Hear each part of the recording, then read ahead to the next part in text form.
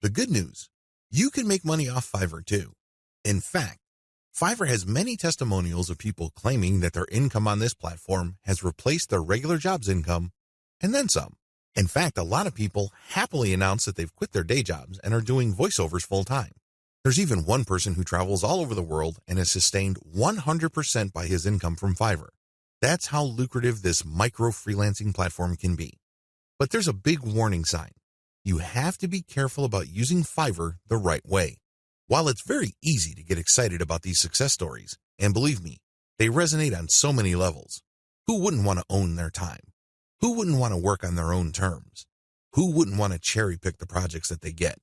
The big problem is, if you don't know what you're doing or if you don't have a strategy, you end up wasting time and, yes, money in the form of opportunity costs. Think about it. If you are spending your time doing work for people for $10 when it turns out that you could have been working for $50, you are actually losing money. Now, this is different from a situation where you have spare time and you're simply trying to turn your spare time into spare cash. In that case, this would be okay. This is especially true if you're training yourself by taking on these jobs so you can level up in the future. But if you are looking to earn a full-time income, you have to learn how to use Fiverr the right way.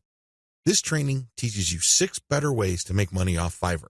Make no mistake, offering high-value and time-intensive services for $5 is not one of them.